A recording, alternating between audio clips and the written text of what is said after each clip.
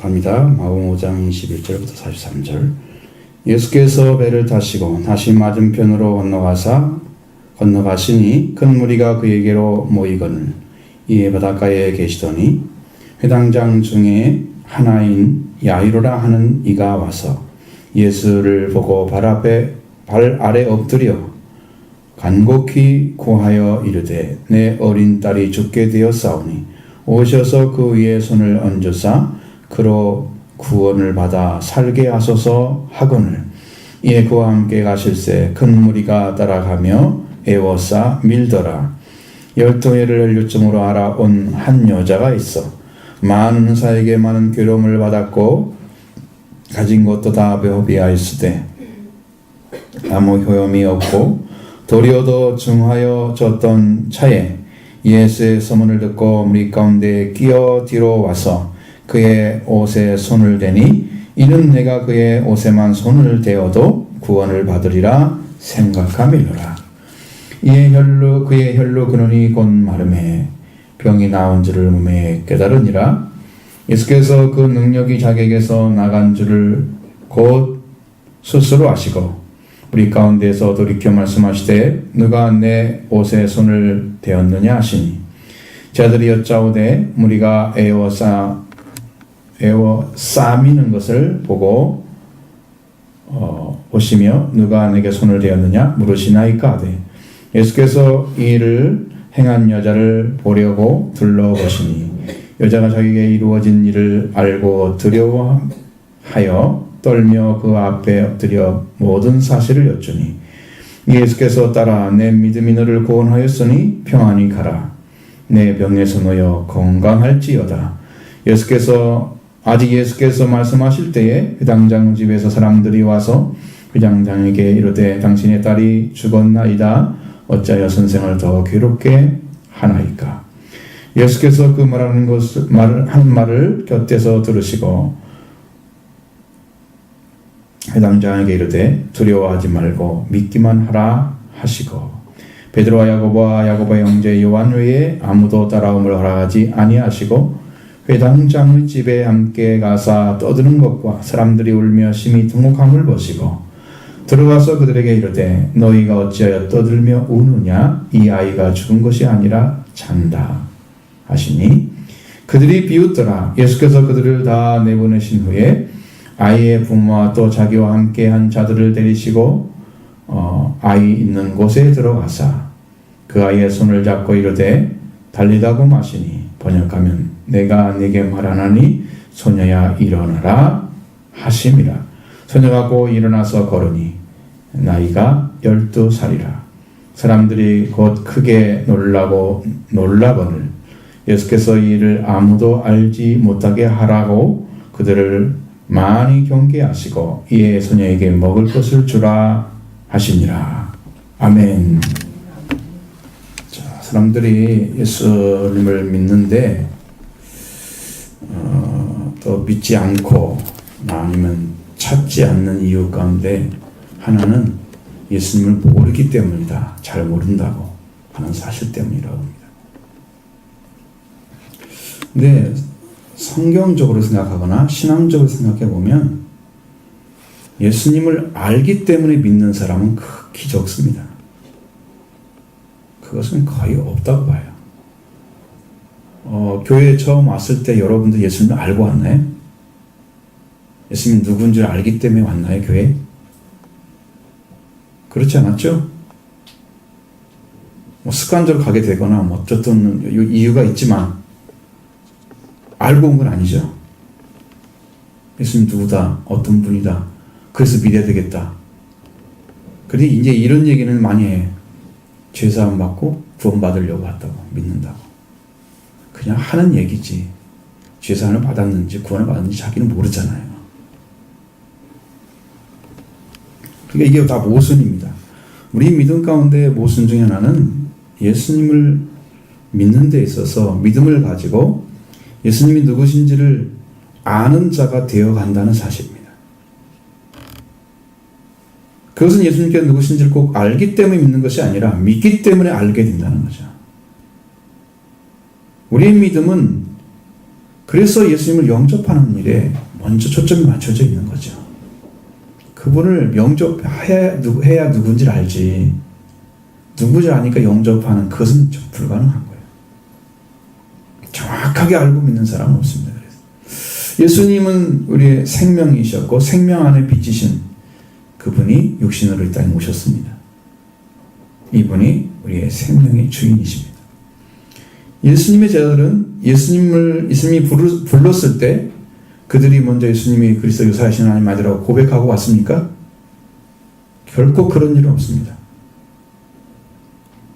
그렇지 않았다는 거죠. 다만 제자들은 예수님의 말씀을 듣고 예수님이 하신 일을 보고 예수님이 가르쳐주신 말씀을 받아들였더니 세월이 지난 후에 얼마의 세월이 지난 후에 예수님이 그리스도시고 사신 하나님의 아들로 고백하게 됐는데 그렇게까지 예수님을 알게 될 때까지 예수님이 사역을 하시는 것을 하나님이 지켜보셨죠. 그리고 기다리시다가 아버지 하나님께서 베드로에게 계시를 해준 거예요.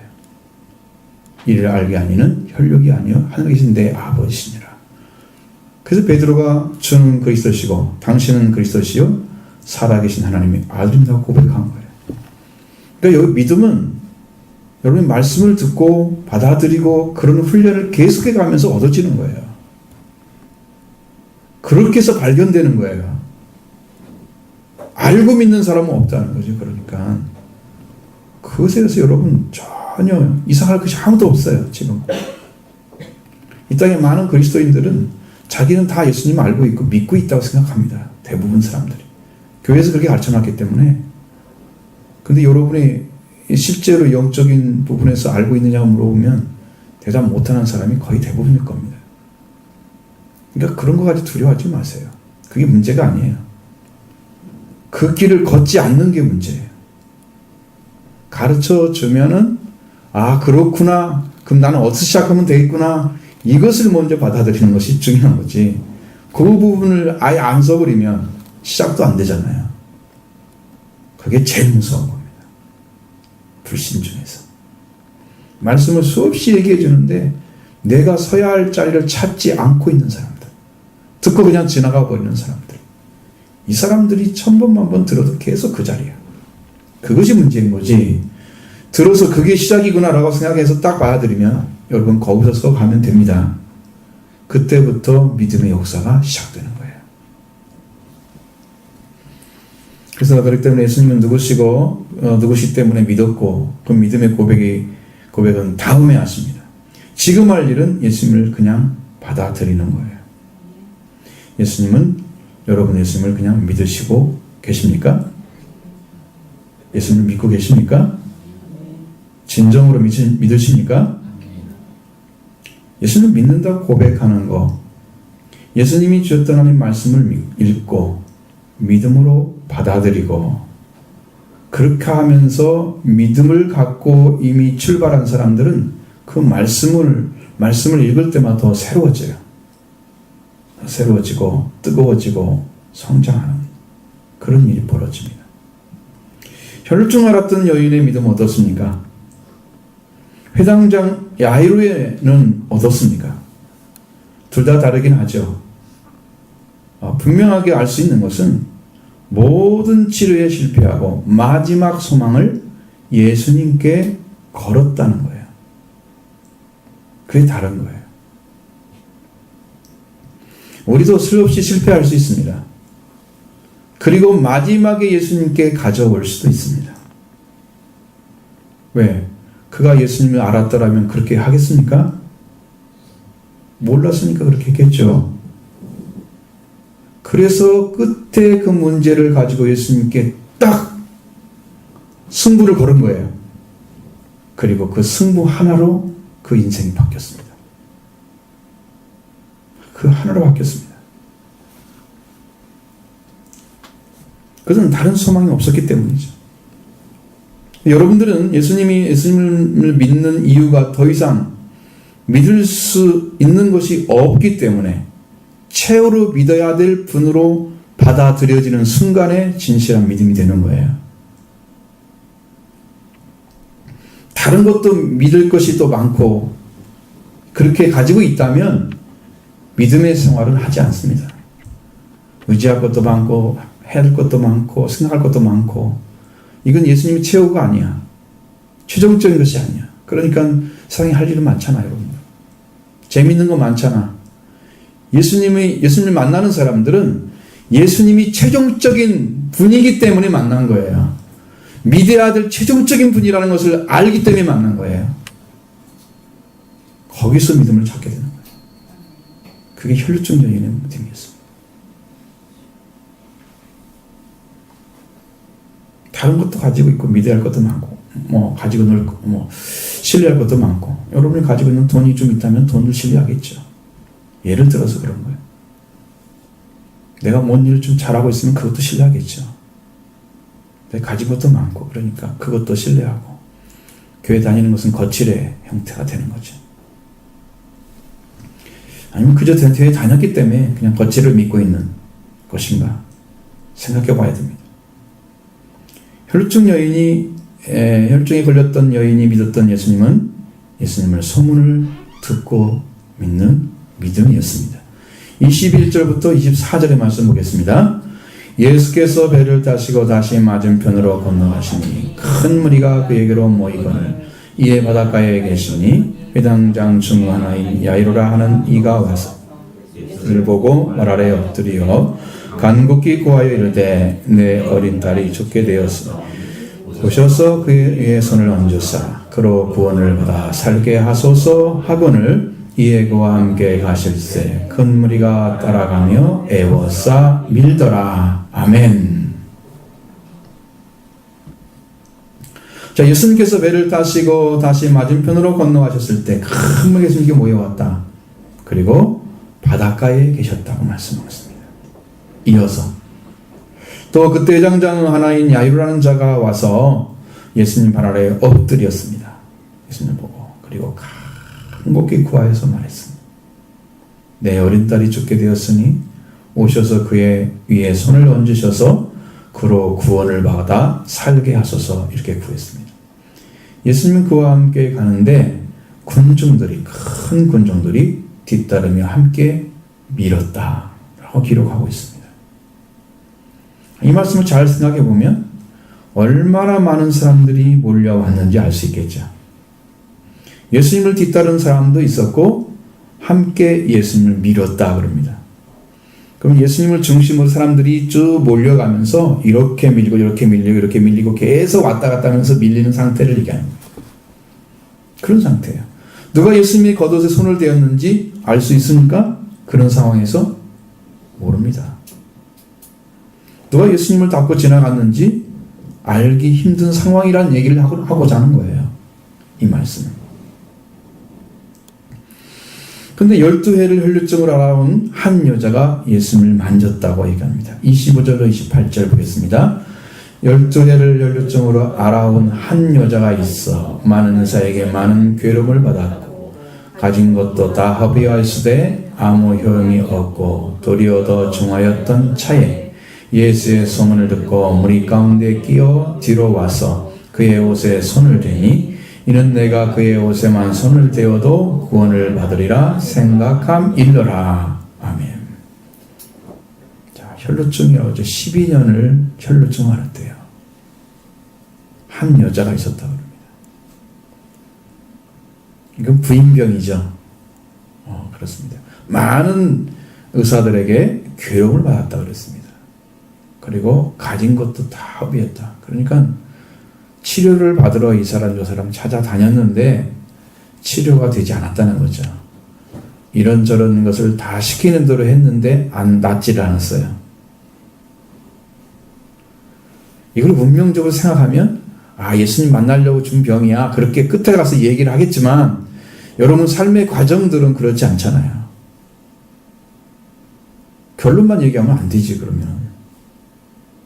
그럼 진작 예수 믿지 이렇게 말을 해야지 성경에서. 왜 이렇게 해서 예수님이 고쳤다고 그런 얘기를 해놔. 그건 앞뒤가 안 맞는 말이야. 우리는 결론적인 얘기만 하면 돼요. 과정이 없는 이야기를 전부 많이 해요. 그래서 재산도 다 허비했죠. 아무 효용도 없죠. 오히려 병세가 더 심하게 나타났다고 했습니다. 이런 상황에 있는 그녀에게 예수님은 소문이 들려왔다는 거예요. 예수님 소문을 듣고 과감하게 무리 가운데 끼어들어서 예수님의 옷을 만졌습니다. 뒤로 와가지고 예수님의 옷을 딱 만진 거예요. 그런데 그녀는 무엇 때문에 옷을 만졌을까? 그 이유를 28절 말씀에서 말씀하고 있습니다. 이는 내가 그의 옷에만 손을 대어도 구원을 받으리라 생각함일러라. 이런 말씀입니다. 예수님의 소문을 듣고 그녀가 내린 결론입니다. 그게 믿음의 고백인 거예요. 믿음의 고백입니다. 이 말씀은 이런 고백입니다. 원래 원어에는 이렇게 되어 있어요. 참으로 그의 겉옷에 손을 댄다면 구원을 받을 것이다. 이 여자가 생각한 거예요. 참으로 그의 겉옷에 손을 댄다면 구원을 받을 것이다. 이 여자의 믿음의 고백입니다. 다른 거 다 이제 끝났잖아요. 제껴놨죠? 이제는 뭐 돈도 없고 의사한테 줄 돈도 없어. 저도 가서 해도 효험이 없어. 그러니까 이제 이미 포기한 상태죠. 더 악해졌단 말이에요, 병이. 그러니까 갈 이유도 없어 이제. 그러니까 예수님의 소문을 듣고 그 여자가 결론을 내린 것은 참으로 그에게 가서 그의 겉옷에 손을 댄다면 구원을 받을 것이다 라고 결론을 내린 거예요. 근데 우리 성경에는 생각함일러라. 이 말은 없는 말이에요. 그렇게 생각했다는 것이 아니고 이 여자가 고백을 했다는 거예요. 근데 고백이란 말로 써있지 않으니까 고백을 모르는 거예요. 이 여자의 결론입니다. 이것이 믿음의 결론.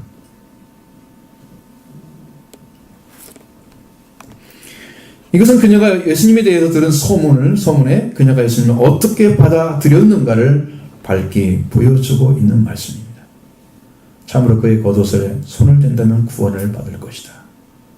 이 말은 그녀의 믿음의 고백이었던 것입니다. 그래서 그녀는 예수님의 겉에 손을 대었습니다. 여러분, 예수님께 여러분도 이런 고백이 나왔을 때 예수님은 우리를 만나 주신다는 사실이죠. 이렇게 예수님 외에는 길이 없다는 사실을 알고 고백하고 그 믿음을 가지고 예수님을 손을 대는 거예요. 그때 예수님이 여러분에게 능력을 제공해 주시는 거예요.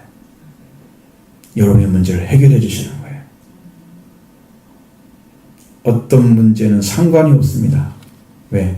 야율의 딸이 죽었든지 병을 앓고 있든지 상관이 없습니다. 그건. 죽었다고 못 살리고 병들었다고 못 살리고 아무 상관없습니다. 그건. 죽은 자 가운데 부활을 주시는 예수님. 죽기 전에도 부활이었고 생명이었던 예수님이 그럼 할 일 못할 일 없어요. 우리의 상태는 아무 상관없어요. 믿음이 문제인 거예요. 우리의 상태를 가지고 내가 되냐 안 되냐 결정하는 건 내가 결정하는 거예요. 예수님은 그걸 상관하지 않습니다. 그냥 그런 믿음이 있느냐고 묻는 거예요. 근데 우리의 대답은 나는 이렇기 때문입니다. 나는 이렇기 때문에 내 입장에서 결론을 내려. 그냥 그것은 믿음이 아닌 거죠. 그래서 우리의 믿음은 개선되지 않고 있는 겁니다. 변하지 않고 있는 거예요. 분명하게 앞에서 많은 무리들 예수님을 따르는 많은 군중이 예수님을 밀었기 때문에 누가 예수님의 몸에 손을 대었는지 아는 것, 뭐 그렇게 중요합니까? 그렇지 않죠. 뭐 심각한 문제가 생깁니까? 그거 가지고? 뭐 누가 밀었는지 알고 모르는 것 때문에? 혹시 예수님이 누가 옷에 겉을 만졌는가? 아무도 모릅니다. 누구만 알 수 있습니까? 예수님은 알 수 있습니다. 손을 대어도 능력이 안 나가는 사람들은 그런 믿음이 없는 사람들이었어요. 그 많은 사람들이 미워에 싸우고 있는데 그 중에 딱 한 사람만 고치는 거예요. 믿음 있는 사람만.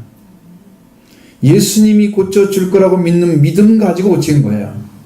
능력은 그분에게 사용되는 거예요. 그럼 여러분은 어디서 믿음을 가지고 있습니까? 우리가? 한 가지 뚜렷한 알 수 있는 게 있습니다. 그녀의 혈루근이 말랐다는 거예요. 자, 29절부터 34절의 말씀을 봅니다. 이에 그의 혈루근이 곧 마름에 병이 나은 줄을 몸에 깨달으니라. 예수께서 그 능력이 자기에게서 나간 줄을 곧 스스로 아시고 무리 가운데서 돌이켜 말씀하시되 누가 내 옷에 손을 대었느냐 하시니 제자들이 여짜오되 무리가 외워싸미는 것을 보시며 누가 내게 손을 대었느냐 물으시나이까 하되 예수께서 이 일을 행한 여자를 보려고 둘러보시니 여자가 자기에게 이루어진 일을 알고 두려워하며 떨며 와서 그 앞에 엎드려 모든 사실을 여쭈니 예수께서 이르시되 딸아 내 믿음이 너를 구원하였으니 평안히 가라 내 병에서 놓여 건강할지어다. 아멘. 예수님이 겉옷에 손을 댄 후에 그녀의 몸에 변화가 일어났습니다. 혈루근이 곧 말랐다 것이죠. 그녀는 병이 나은 줄을 몸으로 알았습니다. 자, 그런데 예수님께서 그 능력이 자기에 나간 줄을 곧 스스로 아셨다고 그랬어요. 그래서 군중 가운데서 돌이켜 봤습니다.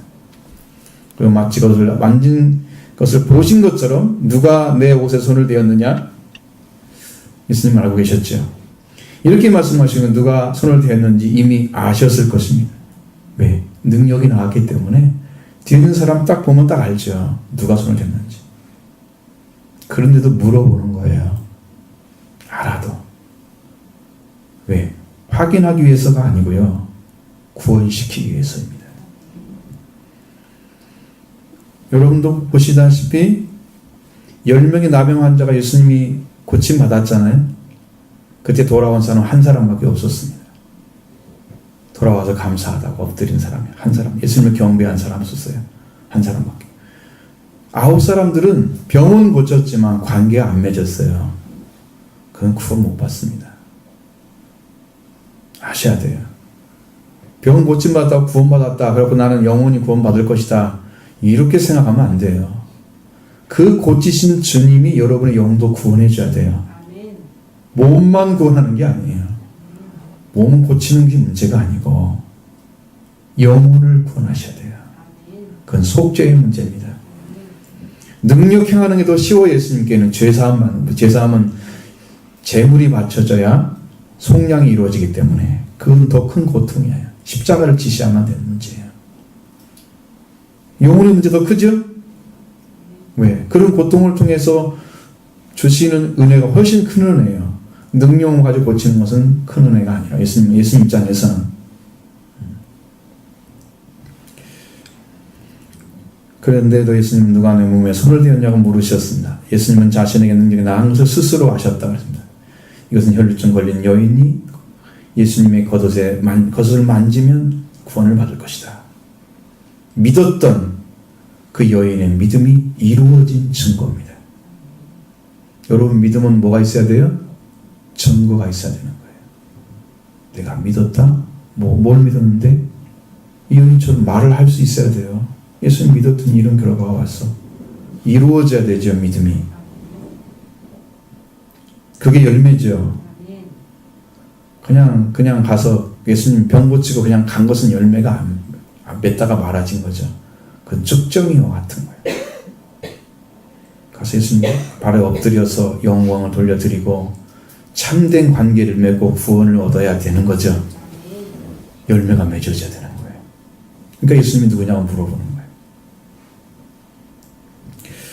자, 혈루 근원이 마른 것을 몸에서 알았고 예수님도 능력이 다한 것을 스스로 아시는 확실하게 예수님의 능력에 의해서 구원을 받은 여인의 믿음은 이루어진 거예요. 자, 믿음은 오로지 예수 그리스도 한 분에 의해서 우리에게 있는 모든 문제를 맡기는 것입니다. 확실하게 우리가 가진 문제를 해결해 주시는 것을 믿는 믿음이 섰을 때 해결해 주시는 예수님의 능력이 나오게 되는 거예요. 그때 가서 예수님의 겉옷을 만지는 거예요. 여러분의 믿음은 어디에 있습니까? 그런데 제자들은 뭐라고 합니까? 엉뚱하게 군중들의 여상을 보시면서 누가 내게 손을 대었냐고 물으십니까? 자, 이게요 영적인 능력을 가진 분하고 영적인 것에 껴있지 않는 제자들하고 차이예요. 핀잔을 주는 거잖아요. 예수님 제자들이 무슨 말 하든지 상관없이 그냥 이 일을 행한 여자를 둘러보셨다고 그랬습니다. 예수님은 이렇게 이루어진 사실을 이미 알고 계셨던 것이죠. 여자가 저게 이런 일을 알고 두려워 떨면서 그 발 앞에 엎드려서 모든 일을 여쭈었습니다. 예수님께서 말씀하시기를 딸아 내 믿음이 너를 구원하였으니 평안히 가라. 네 병에서 놓여 건강할지어다. 말씀에 축복을 주셨습니다. 말씀의 복을 받으셨네요. 이렇게 돌이켜서 서로 만나서 이 복을 받지 않으면 이 관계가 안 맺어진 거예요. 약속이 떨어져야 돼요. 말씀의 약속이. 내가 뭔 일을 이뤘으니 난 됐어. 이걸로 끝이 아니에요. 그 다음에 결과가 있어야 돼요. 뭘로? 약속의 말씀으로. 축복의 말씀으로. 그래야 그 믿음이 끝이 완전한 거예요. 이 여자는 믿음이 있었고 그녀의 믿음은 자신을 구원한 것입니다. 믿음이 구원을 주었다는 말, 벌써 바로 말씀드린 것처럼 28절의 말씀은 그녀의 믿음의 고백입니다. 참으로 그의 겉옷에 손을 댄다면 구원을 받을 것이다. 여러분에도 이러한 믿음의 고백이 있어요. 예수 그리스도 안에만 구원을 받을 줄로 믿습니다. 예수님은 딸아 내 믿음이 너를 구원하였으니 평안히 가라. 내 병에 놓여 건강할지어다. 복을 허락해 주신 거예요. 예수님께서 이 말씀을 하실 때 회장장의 집에서 사람들이 와서 회장장에게 말합니다. 당신의 딸이 죽었습니다. 어찌해서 선생님을 더 괴롭게 하십니까? 자, 이렇게 묻는 거죠. 여러분 이게 절망적인 일 아니에요? 자, 35절 36절 같이 보겠습니다. 아직 예수께서 말씀하실 때 회당장 집에서 사람들이 와서 회당장에게 이르되 당신의 딸이 죽었나이다. 어찌하여 선생님을 괴롭게 하나이까? 예수께서 그 하는 말을 곁에서 들으시고 회당장에게 이르시되 두려워 말고 믿기만 하라 하시고. 아멘. 자, 예수님은 회당장 사람들이 말을 곁에서 들으셨죠? 회당장에게는 두려워하지 말고 믿기만 하라 말씀하셨습니다. 문제는 믿음입니다. 두려워하는 것은 죽음 때문에 두려워하는 거예요. 맨 처음 회당장이 야이로가 예수님을 찾아온 이유는 어린 딸이 죽게 되어서 예수님께서 손을 얹어서 구원을 받아서 살게 하는 것이 목적이었습니다. 그래서 간절히 그에게 구했다고 말씀하고 있잖아요. 간곡히 구했다. 그때는 어린 딸이 아직 죽지 않는 상황이기 때문에 그 딸이 구원받아 살게 해달라고 구했던 거예요. 그런데 이제는 그 딸이 죽었다는 전갈이 왔습니다. 상황이 뒤바뀌어진 거예요. 예수님께서 말씀드린 그 끝이 난 것입니까? 자, 근다고 예수님이 그 일이 벌어졌다고 해서 예수님이 능력이 그거 상관이, 얘 딸이 죽었기 때문에 못 살리겠네. 이러고 못 가겠습니까? 안 간다, 난 이제. 딸이 죽었으니까. 이러시겠어요? 성경을 잘 보셔야 돼요. 회당장은 마음에 두려움이 왔을 것입니다. 이제는 죽었구나, 내 딸이. 죽음 때문에 두려움이 오는 거예요. 죽음의 문제를 해결해야 두려움이 사라지는 거예요. 우리도 성경에서 사랑은 두려움을 내준다고 그랬죠? 두려움은 형별이 있다고 그랬습니다. 여러분, 죽음을 두려워하고 죽음을 구원하시는 분을 안 믿는 것이 두려움이에요. 거기에 형벌이 있는 거예요. 예수님은 구원한 능력을 가지고 계시는데 그분을 안 믿는 거. 거기에 형벌이 따라오는 거예요. 두려워하지 말고 믿기만 하라. 자, 흔들리지 않는 믿음을 가져라는 거예요. 절대 믿음의 확신을 가져라. 예수님은 그에게 그렇게 말씀해 주신 거예요. 그리고 베드로와 야고보와 요한을 데리고 회당장은 집에 들어갑니다. 37절부터 40절 상반절 봅니다. 베드로와 야고보의 형제 요한에게 아무도 따라옴을 허락하지 아니하시고 회당장은 집에 함께 가사 떠드는 것과 사람들이 울며 심히 통곡함을 보시고 들어가서 그들에게 이르되 너희가 어찌하여 떠들며 우느냐? 이 아이가 자는 것이 아니라 잔다 하시니 그들이 비웃더라. 아멘. 베드로와 야고보의 형제 요한을 따라오는 허락하지 않았다 그랬습니다. 상장이 집에 들어가서 가보니까 사람들이 막 떠들고 있습니다. 울며 통곡하고 있습니다. 이걸 보죠? 그래서 너희가 어찌하여 떠들며 우느냐? 이 아이가 죽은 것이 아니라 잔다. 이렇게 얘기했는데 그들은 비웃었다고 얘기했습니다. 참 이런 상황이 되면요, 많은 사람들은 두 갈래의 생각을 가지게 됩니다. 이것을 믿어야 될 것인가 말해야 될 건가? 문제 생기죠? 갈등이 옵니다. 이건 뭐에 대한 갈등일까요? 자기 스스로의 갈등이에요. 예수님의 능력과 아무 상관없습니다. 내가 어떻게 생각할 건가 문제. 내가 어떻게 받아들여야 되지? 나의 문제를 바라봐. 예수님을 바라봐야 되는데 예수님을 안 바라보고 자기를 바라보는 거예요. 그러니까 여기는 혼란이 오게 되어 있습니다. 여러분, 여기에 나온 세 제자는 예수님께서 변화하신 산에 올라갔을 때도 같이 올라갔죠? 겟세마네 동산에도 같이 올라갔죠? 그들은 예수님께서 행하시고 죽음의 비밀, 부활의 비밀 이런 걸 알려줄 때마다 그들을 데리고 가셨어요. 그 영적 깊이를 더해주신 거예요. 베드로가 쓴 서신서를 보시면 깊이가 있죠? 요한이 쓴 서신을 보면 편지, 또 요한은 복음, 깊죠? 같이 간 거예요. 같이 간 것입니다. 이 소녀의 죽음 앞에서도 그들을 데리고 딱 갔습니다. 자, 이것은 예수님이 그 세 제자를 죽음과 부활을 알도록 하고 예수님이 직접 사역에서 증언하도록 불렀기 때문입니다. 예수님이 세자와 함께 회당장은 집에 들어갔을 때 많은 사람이 떠들고 울고 통곡하며 있었습니다. 그들을 다 내보냈죠. 근데 예수님이 이렇게 말씀하시잖아요. 너희가 어찌하여 떠들며 우느냐? 이 아이가 죽은 것이 아니라 잔다. 자, 고린도서 15장에는 주 안에서 자는 자들에 대한 이야기가 많이 나와 있습니다. 그 자는 것은 뭐 하고 있는 건가요? 이 자는 자들은, 잔다는 말은 죽은 것을 완고하게 표현하는 방식이에요. 실제로는 죽은 걸 얘기하는 겁니다. 근데 죽은 것이 아니라 잔다 그러니 이 두 가지 다 나와 있으니 어떻게 이해를 해요? 이 말씀을. 예수님이 사람들이 죽은 것이 잔다 이렇게 말씀하시는, 죽은 것은 잔다고 하면서 죽음을 뭔가 표현하는 해석을 하는데 지금 소녀는 잔다고만 하셨어요. 죽은 것이 아니다. 잔다. 자, 많은 사람들이 예수님의 말씀을 그대로 받아들일 수가 없었습니다. 그래서 비웃은 거죠. 이 잔다는 것은 죽음 차이는 뭘까? 성경에서 말씀하시는 죽은 것은요, 다시 살 수 없는 자를 가리키는 거예요. 그는 영원히 하나님 앞에 설 수가 없는 죽음의 자식으로 끝나는 자들이에요. 부활을 해도 심판의 부활을 해요. 그래서 지옥에 들어가는 거예요.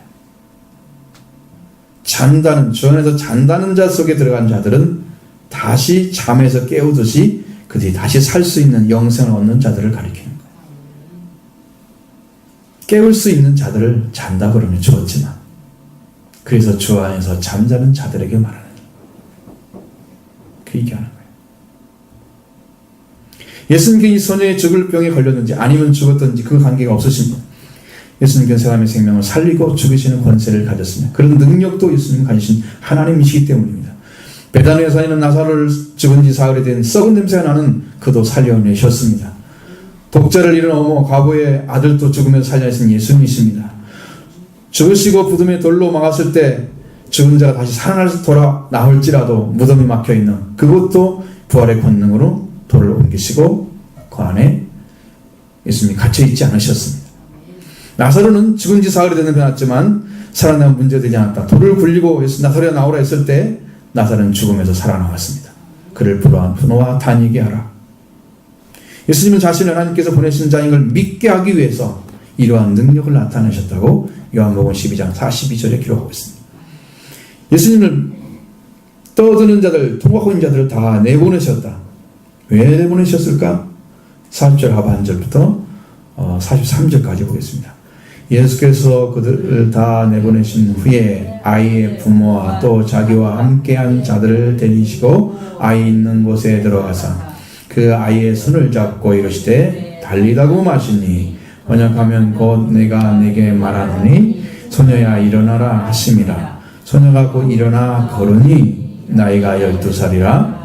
사람들이 다 곧 크게 놀라거늘 예수께서 이 일을 아무도 알지 못하게 하라고 그들을 많이 경계하시고 이 소녀에게 먹을 것을 주라 하시니라. 아멘. 자, 예수님의 말씀을 믿는 자들은 예수님이 소녀를 살리면 또 다른 이유를 대면서 웃었을 것입니다. 비웃을 것입니다. 예수님이 뭘 행하는 것에 대해서 문제를 삼는 자들은요, 안 데리고 들어가요. 가나안 땅에 가서요, 문제를 생길 수 있는 사람들은 어떤 사람들겠어요? 이스라엘 백성 중에 광야에 있을 때 말씀 안 들었던 사람들, 불평불명하고 원망했던 자들 데리고 가면 또 거기 가서도 시끌고 하겠죠. 들어가서도 안 데리고 들어가요. 하셔야 돼요. 믿음의 사람만 들어가는 거예요. 예수님의 능력에. 떠드는 자를 데려가면 어떡해? 거기 가서 어떻게 능력하는가 베풀고 보자, 뭐라고, 얼마나 또 떠들고 있을 거야. 통곡하고 있는 사람들, 아직도 구원이, 이게 예수님 살린다는 능력을 안 믿는 거잖아요. 잔다고 하는데, 깨우러 오신 예수님을. 믿지 않는 자들, 또, 어떻게 깨웠대? 어쩌고, 얼마 또 떠들어야 되겠어요? 이 불신은요, 끝이 없이 문제를 생산해내는 사람들이에요. 성격에. 이걸 깨트리지 않으면 그걸로 망합니다. 생각하셔야 돼요. 그래서 믿지 않는 자들을 다 내보내시고 아이의 아버지 인당당과 야이로와 그 어머니 데려왔어요. 그리고 예수님이 함께 갔던 자들 누구예요? 세 제자들이죠. 그 아이들만, 그 사람들만 딱 들어가는 거예요. 그 예수님께서 아이의 손을 잡고 달리다굼 하셨습니다. 이 달리다는 아람어 텔리타라는 말입니다. 이게 음역입니다. 그래서 달리다라고 써있죠. 이건 소녀, 처녀를 가리키는 단어입니다. 근데 혹격으로 써있습니다. 명사인데. 그래서 소녀야 이런 말이죠. 달리다가 소녀야 말입니다. 굼, 히브리어 쿰입니다. 아람어로 쿰이라고 합니다. 이 말은 일어나라 이런 말입니다. 그래서 일어나라는 명령, 동사 명령입니다. 달리다 쿰 했으면 소녀야 일어나라. 다른 이유가 없어요. 예수님께서 명령하신 것이 이루어지면 그 말씀에 권능이 있는 거고요. 안 이루어지면 가짜인 거예요. 달리다 쿰 했을 때 소녀가 일어났다고 했습니다. 예수님의 말씀이 이루어졌습니다. 자, 말씀이 이루어져야 여러분에게 소망이 되는 거예요. 죽은 자 가운데 살아나는 걸 봐야 여러분들이 거기에 소망이 생기는 거예요. 예수님이 죽은 가운데 살아나셔서 우리에게 보여줬을 때 소망이 있습니다. 제자들도 예수님이 부활하셔서 그들에게 보여줬을 때 소망이 생겼습니다. 죽은 자 가운데 있을 때는 그들은 숨어 사는 사람이 됐지만 나중에 예수님 만나고 성령 받을 때들은 나타나서 어떤 받기도 다 받으면서 예수님의 복음을 전거하는 자가 됐습니다. 만나지 않으면 아무런 능력이 없습니다. 사람의 생명을 죽은 자가 살신 예수님, 이 예수님이 인자되심으로 인해서 심판하는 권세를 주셨다고 그랬습니다. 내가 내게 말하는 소녀야 일어나라 이 명령하심으로 이 아이가 곧 일어서서 걸었습니다. 이 아이는 즉시로 살아났습니다. 예수님의 말씀은 죽은 자 살리는 능력이 있음을 믿습니다. 이게 능력이에요. 예수님이 말씀이 떨어져야 우리한테도 능력이 나타나요. 그래서 예수님 말씀이 기록되어 있지만 받았느냐고 물어보는 거예요. 너한테 이루어질 말씀이기 때문에. 그의 혼을 불러서 그 몸을 다시 일으킨 거예요. 병을 고쳐가지고. 그래서 몸이 깨끗하게 나은 몸으로 살아난 것입니다. 나사로는 썩는 냄새가 나는 죽었기 때문에 몸이었지만 그를 향해 나사로야 나오라 명령하실 때 그 몸은 정상의 몸이 되고 그 혼이 돌아와서 걸어 나왔습니다. 예수님은 우리가 이 세상에서 죽을 병에 걸렸든지 아니면 죽었든지 이 세상에 있는 사람들은 다 살려낼 수 있습니다. 그러나 그 영혼이 멸망에 들어갔을 때는 이제 끝입니다. 음부에 들어가서 끝이 되어버리는 거예요. 아직 방황하고 있는 영혼은 살릴 수 있습니다. 예수님 이 세상에 죄로 말미암아 사망을 가진 자를 살리는 능력을 가지신 생명의 왕임을 증거해 주고 있습니다. 오늘 우리는 우리에게 뭘 말씀하시냐? 죄와 사망을 가진 자일지라도 살릴 수 있는 그 능력, 그것에 필요한 것은 회장장에게 말씀하신 그 믿음뿐이었습니다. 두려워하지 말고 믿기만 하라. 오늘 우리에게 필요한 믿음입니다. 죽음을 두려워하지 말라는 거죠. 네가 두려워 죽은 거 다 알고 있다. 병든 자에게 의원이 필요하다. 병들지 않은 자 의원이 쓸데없다. 병든 자에게 필요해. 내가 그 병을 고쳐주러 온 거야. 너는 죽음의 병을 걸린 거야. 내가 그걸 고쳐주러 왔다. 자기를 죽었다고 인정하면 고쳐주는 거고, 그게 죄인이 돼서 죽은 자가 되는 거고, 그 인정하지 않고 그냥 내 믿음의 생활, 종교 생활을 하는 사람들은 아직도 그냥 믿음 그대로 거짓된 믿음 가지고 살아가니까 안 고쳐주는 거지. 자기가 의인인데 뭐 열심히 신앙하면 되지 뭐가 필요하냐. 교회 다니면 구원받는 거, 예수 믿으면 영생 얻는 거지 뭐가 더 필요하냐고 이렇게 종교적 생활하는 사람들은 고칠 필요가 없는 사람들이에요. 그래서 안 고쳐주는 거예요. 병든 자가 아니기 때문에 의사가 필요 없는 거예요. 예수님은 병을 고치러 오셨는데 말이죠. 여러분의 믿음도 죽음을 두려워하지 말고 믿기만 하시길 바랍니다. 그거 아무것도 아닙니다. 주님께는 아무것도 아니에요. 여러분들이 믿는 믿음이 중요한 거지. 예수님은 그것 때문에 오신 건데 그걸 두려워하면서 나갈 필요가 뭐가 있어요. 우리가 예수님은 그걸 해결하러 오셨는데 소녀가 곧 일어나서 걸었습니다. 근데 그 소녀의 나이가 12살이었다. 사람들이 그걸 보고 놀라고 또 놀랐다. 이런 반응은 뭐냐면 이제 소녀가 살아난 것은 그 밖에 있는 사람도 들었겠죠. 안에서만 들었겠어요? 소녀가 일어나서 아이가 돌아다니는 것 사람들이 다 알았겠죠. 밖에서도. 사람은 도저히 이해할 수 없는 일이 생겼기 때문에 이성과 상식을 뛰어넘는 영적 세계 역사가 예수를 통해서 일어났습니다. 그러니 사람들은 그걸 믿은 게 아니라 놀라버리는 것이죠. 막 가슴이 뛰는 거야. 이게 웬일이야 이게. 이게 무슨 일이야. 이 세상 이해할 수가 그렇지 이해할 수가 없지. 영적인 일인데 어떻게 이해를 해 자기가. 당연한 일이지. 믿음으로 받아들인 게 아니고 하나님께 영광 돌린 것도 아니고 그저 놀라고만 한 거예요. 엎드려 경배하지도 않았습니다. 다 크게 놀라고 놀랄 뿐이었다는 거죠. 예수님은 이런 능력을 나타내신 그 예수님이 사람의 심리를 너무 잘 알고 있습니다. 이렇게 놀라운 일을 경험한 사람들은 가서 입을 열게 돼 있어요. 막 떠드는 거예요. 예수님이 죽은 자 가운데 살리면 나는 봤어 아니면 들었어 안 봤어도 봤다고 막 무기면서 응? 가가지고 예수님 얼마나 누군지 알아? 예수님 말 한마디 했는데 그 샹당 딸 있잖아 거기가 살아났어. 막 그러니 떠들어도 되겠지. 그럼 이 사람 저 사람 계속 가겠죠.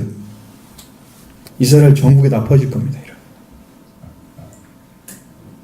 예수님이 그거 하러 오신 게 아니거든요.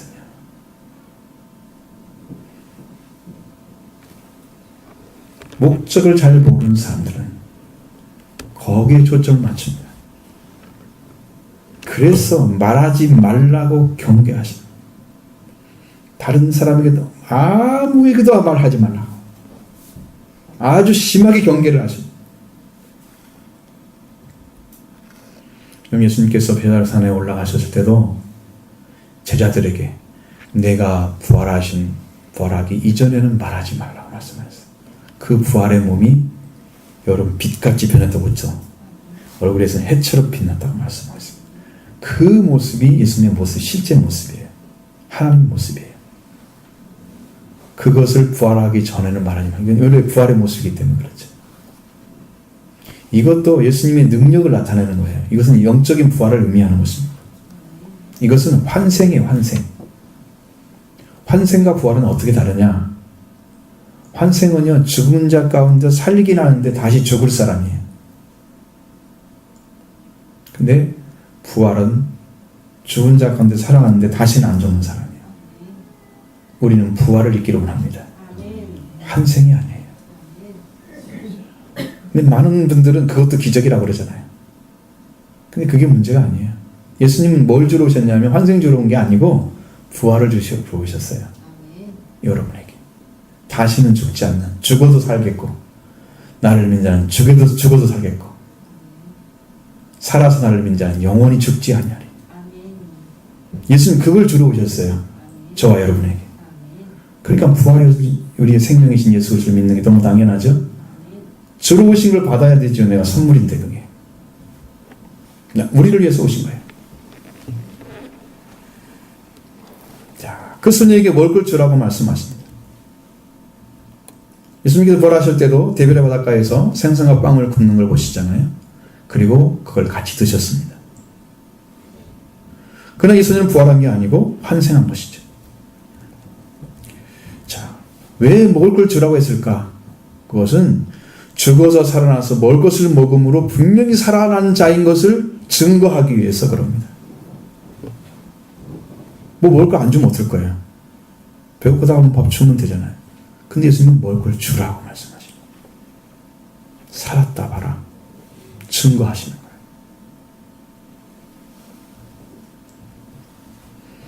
여기에 들었던 믿음의 말씀은 혈증을 알았던 여자가 예수님을 만난 때 참으로 그의 겉옷에 손을 댄다면 구원을 받을 것이다.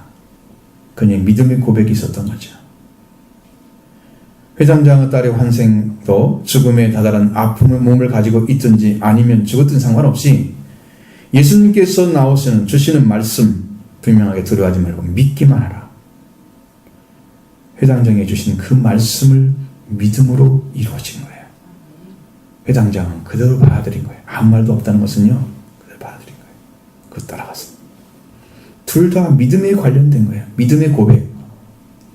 그리고 믿기만 하는 절대 믿음. 예수님은 그것을 사용하시는 거예요. 오늘 여러분들도 예수님을 그렇게 믿기만 하면 여러분의 믿음을 사용하셔서 여러분의 영적인 문제 해결해 주시라고 믿습니다. 여러분의 삶의 문제 해결하십니다. 주님만 해결할 수 있습니다라고 고백하면서 찾으시면 오늘도 예수님은 그 일을 해결하러 오셔서 해결해 주실 것을 믿습니다. 여러분의 믿음의 고백을 찾게 되기를 바랍니다. 여러분, 나는 지금도 죽을 수 없고 살 수 없기 때문에 예수님을 필요하다고 고백을 가지고 예수님 앞에 구했을 때 하나님께서 말씀을 주시죠. 그 말씀 말미암아 자신의 죄의 문제와 사망의 문제를 해결을 받았던 어떤 분의 얘기를 듣습니다. 고백이죠. 어떤 분은 하나님 다 필요 없습니다 하는 것은 오직 하나님의 은혜만 필요하고 그 은혜만 필요합니다. 하나님의 능력을 받고 하나님의 역사하심으로 승리를 얻습니다. 그러니까 여러분은 어떻게 가야 되느냐? 결론이 끝이 예수님이어야 된다는 거죠. 그 외에는 해결할 수 없다는 사실을 믿고 믿음으로 왔을 때 그때 이 역사가 일어나는 거니까. 스파크는요, 탁 이게 전기줄기가 딱 만났을 때 스파크 일어나잖아요. 전기가 들어온 상태에서. 그렇죠? 이것이 안 만나지면 아무 일도 없어요. 오늘 여러분도 혈전을 고침받은 이 여인의 고백과 같이 어떤 분들의 고백과 같이 고백의 믿음의 고백이 있어서 예수님께 그 문제를 가지고 왔을 때 해결을 받는 저와 여러분이 다 되기를 바랍니다.